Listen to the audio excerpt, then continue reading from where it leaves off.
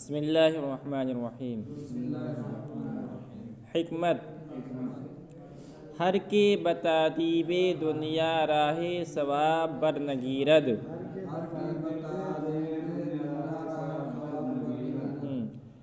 تعدیب یہ باب تفعیل سے کس سے ہے نا؟ ادب ایودب تعدیب پڑھو گے ابھی ثلاثی مزید فی میں ایک باب ہے باب تفعیل۔ اس کے معنی آتے ہیں ادب سکھانا۔ کیا معنی آتے ہیں؟ ہر کے بتادیب دنیا، جو شخص دنیا کے ادب سکھانے سے راہ ثواب بر نگیرد۔ راہ کے معنی راستہ، ثواب کے معنی سیدھا، سیدھا راستہ نہیں پکڑتا۔ کہتے ہیں نا کہ یہ دنیا ایک بہترین استاد ہے۔ کہتے ہیں نا کہ یوں تو یہاں پر ہمارے اس دنیا کے اندر بہت بڑے بڑے استاد ہیں جن سے ہم سیکھتے ہیں، لیکن سب سے بہترین استاد کون ہے؟ یہ دنیا ہے۔ دنیا جو ہے ہمیں ایسے ایسے اسباق اور ایسے ایسے نصیحتیں سکھا دیتی ہے کہ کوئی استاد وہ ایسے سبق اور ایسی نصیحتیں ہمیں نہیں پڑھا سکتا ہے۔ تو دنیا سے ہمیں سبق سیکھنا چاہیے۔ دنیا سے کیا سیکھنا چاہیے؟ سبق سیکھنا چاہیے۔ اور جو آدمی دنیا سے سبق نہیں سیکھتا وہ مصیبت کے اندر گرفتار ہو جائے گا۔ آخرت کے اندر تو عذاب ملے گا ہی ہو اسے، لیکن دنیا کے اندر ہی کیا اس کو عذاب ملے گا، تکلیف ملے گا اسے۔ سمجھ میں آ رہی ہے؟ آیا نا حضور پاک صلی اللہ علیہ وسلم سے کہ حدیث ہے نا کہ المؤمن لا یلغ من جحر واحد مرتين، کہ مومن ایک بل سے 2 مرتبہ ڈسا نہیں جاتا۔ تم گئے راستے میں جا رہے تھے، راستے میں تم نے دیکھا کہ ایک سوراخ ہے، اب تمہیں تجسس ہوا کہ کیسا سوراخ ہے، تم نے اس میں ہاتھ ڈالا، اس میں سانپ بیٹھا ہوا تھا، کاٹ دیا۔ تو اب تمہیں ایک سبق ملا۔ تمہیں کیا ملا؟ ایک سبق ملا کہ ایسی جگہوں کے اندر ہمیں ہاتھ نہیں ڈالنا چاہیے، ورنہ کیا اب دوبارہ تم جائے گئے، تم نے پھر دوبارہ ایک سوراخ دیکھا اور پھر اسی کے اندر ہاتھ ڈالو گے تو کیا ہوگا؟ پھر تکلیف اٹھاؤ گے۔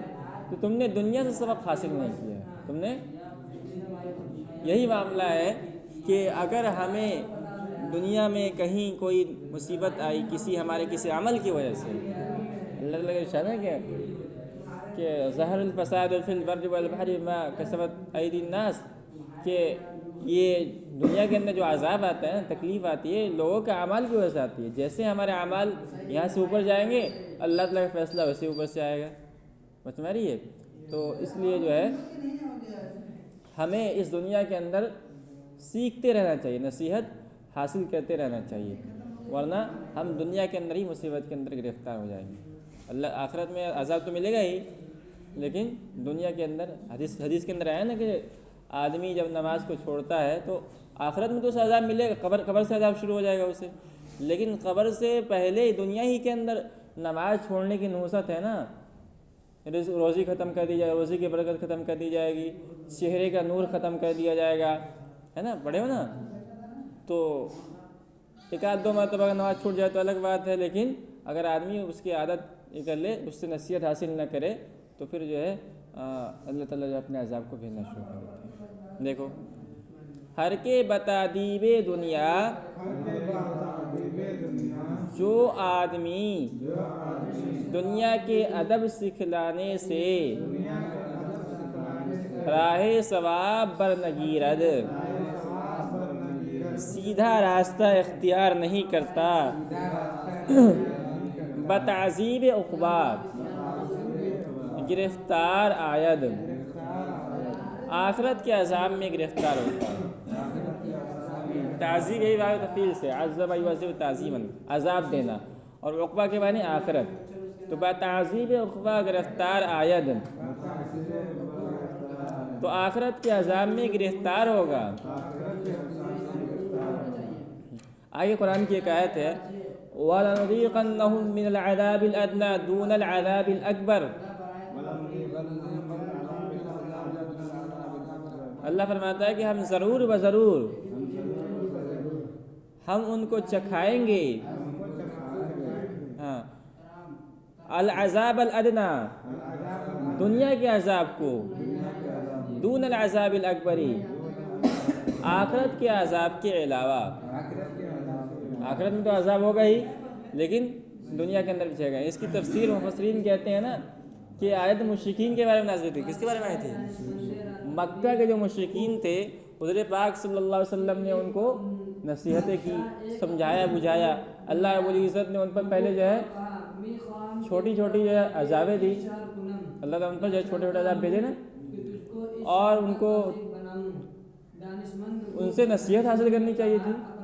کہتے ہیں کہ حضور پاک صلی اللہ علیہ وسلم نے جو ہے ایک مرتبہ دعا فرمائی اور اس دعا کی برکت سے ہے نا قرآن کریم کے اندر فارتقب یوم تأتی السماء بدخان مبین تو کیا ہو گیا تھا 7 سال تک مکے کے اندر قحط پڑا تھا اور اس قحط کی وجہ سے لوگوں کے سامنے بھوک کی وجہ سے ایسا معلوم ہوتا ہے چاروں طرف جو ہے دھواں ہی دھواں ہے. لیکن ان لوگوں نے جو جب اس سے نصیحت حاصل نہیں کی تو اللہ تعالیٰ نے غزوہ بدر کے اندر 70 مشرکین کو شکست بھی دیا اور 70 بڑے بڑے مشرکین قتل کیے گئے اور 70 جو ہے بڑے بڑے مشرکین گرفتار ہوئے. مفسرین دون العذاب الاکبر کی تفسیر کس سے کرتے ہیں؟ غزوہ بدر سے کرتے ہیں. تو آخرت میں ان مشرکین کو تو آخرت میں عذاب ملے گا ہی لیکن دنیا کے اندر ہی اللہ نے ان کو عذاب چکھایا. کیوں؟ کیونکہ انہوں نے جو ہے نصیحت حاصل نہیں کی. دنیا کے سکھلانے سے انہوں نے نصیحت حاصل نہیں کی. فرد بند از خطاب محترا انگہ بند یا آنگہ بند. بند کے معنی جانتے ہو نصیحت. مہتر کے معنی سردار اسی کے محترا. بند از خطاب محترا بڑوں کا خطاب نصیحت ہے. ابھی جو بڑے لوگ ہوتے ہیں مثال کے طور پر کوئی بادشاہ ہے تو پہلے وہ کیا کرے گا؟ نصیحت کرے گا. اگر کسی سے غلطی ہو جاتی ہے تو کیا کہے گا اس کو؟ چلو بھائی غلطی ہو گئی معاف کر دیتے ایک مرتبہ. آنگہ بند اور پھر قید. جب ایک مرتبہ میں آدمی نہیں سدھرا دوسرے مرتبہ وہی غلطی کیا تو پھر اس کو کیا کہا جاتا ہے؟ جیل میں ڈال دیا جاتا ہے. کیا کیا جاتا ہے اس کو؟ چوپن دہن نشنوی جب تو نصیحت کو نہیں سنے گا.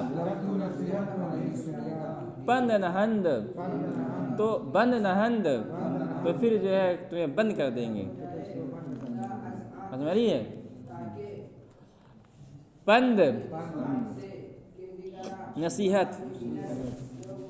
نیک بختہ بحکایت و امثال پیشنگاں پن گیرند.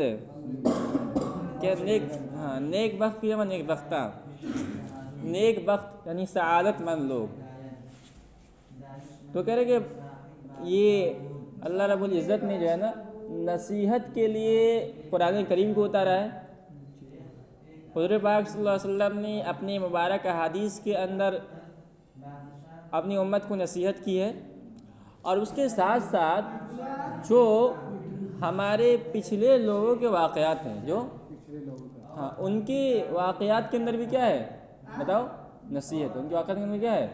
نصیحت. اس لیے قرآن کریم میں جگہ جگہ انبیاء اور ان کی امتوں کا قصہ جو ہے ذکر کیا گیا. کیوں؟ تاکہ ہم ان واقعات کو پڑھ کر نصیحت حاصل کریں.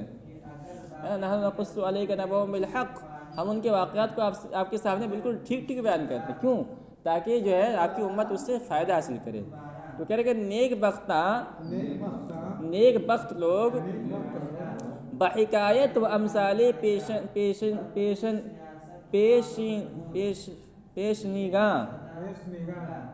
پیشنگاں ہی پڑھو اس کو. پیشنگاں پیشنگاں جو ہے جمع ہے تو پچھلے کے معنی میں. اس کے معنی میں پچھلے لوگ پیچھے کے لوگ. اور حکایت کے معنی میں قصہ اور امثال یہ مثل کی جمع ہے. اس کے معنی آتے ہیں کہاوت. اس کے معنی کیا آتے ہیں؟ تو نیک بخت لوگ پچھلوں کے حکایت اور کہاوتوں سے پن گیرند نصیحت حاصل کرتے ہیں.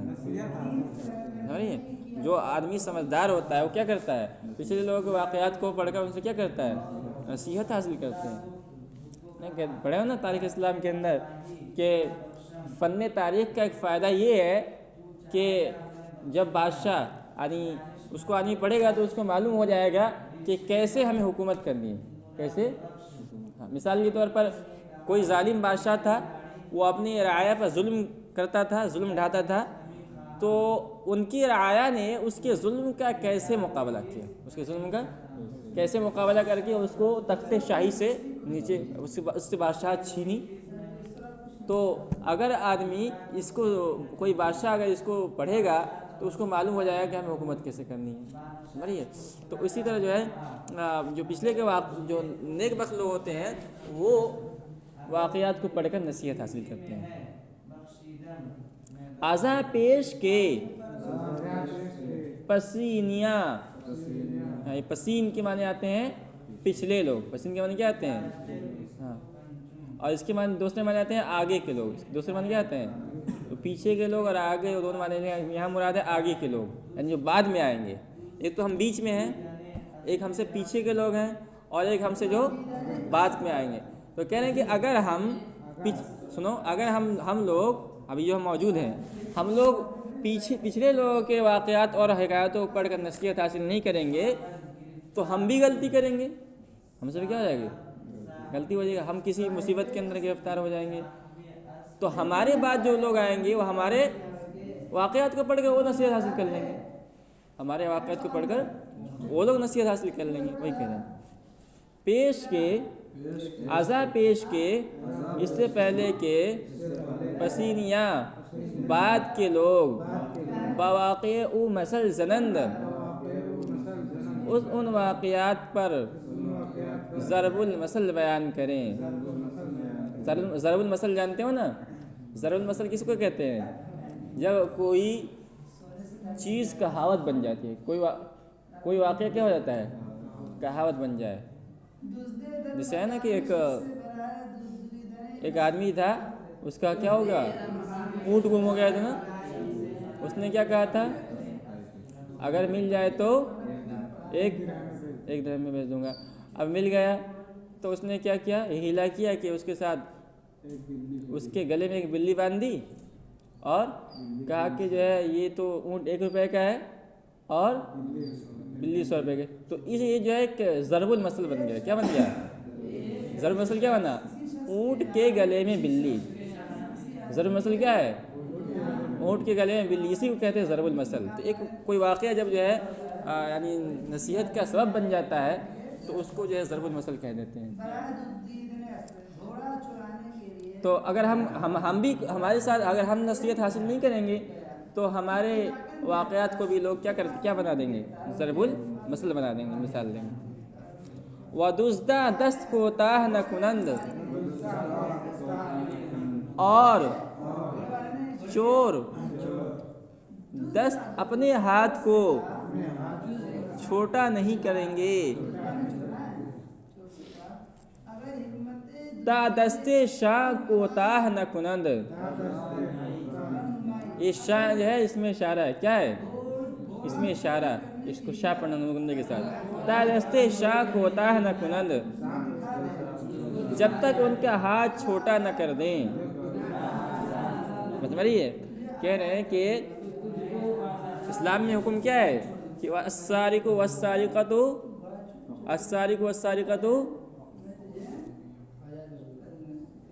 کیا ہے؟ فاقطعوا ایدیہما، یعنی جو ہے چوری کرنے والے مرد اور چوری کرنے والے عورتوں کو کے ہاتھ کو کاٹ دو. کیا کر دو؟ تو کیوں کاٹے ہم؟ آج کی دنیا میں سوال کیا جاتا ہے نا کہ اگر ہم ہاتھ کاٹنا شروع کر دیں تو سب جو ہے کیا ہو جائیں گے؟ سب لولے ہو جائیں گے. سب کیا ہو جائیں گے؟ لیکن وہ لوگ یہ نہیں دیکھتے ہیں کہ اگر ایک آدمی کا ہاتھ کاٹا جائے گا 10 آدمی کے سامنے چوری کے جرم کے اندر، تو 10 آدمی اس کو دیکھ کر کیا کریں گے؟ چوری سے کہہ رہے ہیں کہ جب تک جو ہے چوروں کے ہاتھ کو نہیں کاٹا جائے گا لوگ اپنے چوری سے ہاتھوں کو نہیں کھینچیں گے. جب ان کے دل کے اندر ڈر ہی نہیں ہوگا. آج یہ ہو رہا ہے نا. تو اسلام نے کہا ہے وَلَكُمْ فِي الْقِصَاصِ حَيَاةٌ يَا أُولِي الْأَلْبَابِ، کہ تمہارے لیے قصاص کے اندر زندگی ہے. قصاص کے اندر زندگی کیسے؟ قصاص کا مطلب یہ ہوتا ہے کہ ایک آدمی نے کسی کو قتل کیا تو بدلے کے اندر اس کو قتل کر دیا جائے، تو کیسے زندگی ہے؟ تو اگر اس کے اندر باریکی سے غور کیا جائے گا نا کہ ایک آدمی جب قتل کیا تو اس کے بدلے میں جو ہے دوسرے آدمی کو قتل کیا گیا اور ہزاروں لوگ موجود تھے وہاں پر دیکھنے والے تھے، تو ہزاروں لوگ جو جرائم ہوں گے، جرم کا مادہ ہوگا، وہ کیا ہو جائے گا؟ ختم ہو جائے گا. جو جرم کرنے والے ہوں گے پیچھے ہٹ جائیں گے. اسی طرح جب چوری کیا کرے کوئی آدمی اور ثابت ہو جائے اور اس کے ہاتھ کو کاٹ دیا جائے تو اس کی وجہ سے کیا ہوگا؟ جب 100 لوگوں کے سامنے اس کو سزا دی جائے گی تو جن کے اندر چوری کا مادہ ہوگا، جو جرائم پیشہ لوگ ہوں گے، اپنے اس جرم اور چوری سے کیا کریں گے؟ باز آ جائیں گے اور اپنے ہاتھ کو پیچھے کھینچیں گے. اسی کو کہہ رہے ہیں وَدُزْدَانِ، اور چور دست کوتاہ نہ کند، ہاتھ کو نہیں کھینچیں گے، تا دست شاہ کوتاہ نہ کنند، جب تک ان کے ہاتھ کو چھوٹا نہ کر دیں. قطعہ نہ رود مرغ سوئے دانہ فراز. مرغ کے معنی پرندہ. پرندہ دانے کے قریب نہیں جائے گا. فراز کے معنی قریب. چو دیگر مرغ بیند اندر بند، جب وہ دیکھے گا کہ دوسرے پرندے قید میں ہیں. دیکھتے ہو نا، جو لوگ پرندوں کو پکڑتے ہیں تو کیا کرتے ہیں؟ پرندے کیسے پکڑتے ہیں؟ ایک جال لگاتے ہیں، مثال کی طرح جال سے پکڑتے ہیں جو لوگ، اور جال کے اندر دانہ چھڑک دیتے ہیں. جب کوئی پرندہ آتا ہے تو پھنس جاتا ہے، تو وہ لوگ اس کو ایسے ہی چھوڑ نہیں دیتے ہیں. جب پرندہ پھنستا ہے تو فوراً کیا کرتے ہیں؟ جا کر اس کو چھوڑا کر وہاں سے دوسری جگہ لا کے رکھ دیتے ہیں اس کو. کیوں؟ کیونکہ اگر پرندہ دیکھے گا، پرندے کے اندر بھی سینس ہوتا ہے نا، سمجھ ہوتی ہے نا، کہ دیکھے گا کہ ایک پرندہ پھنسا ہوا ہے جال کے اندر، تو جائے گا اس کے قریب نہیں جائے گا.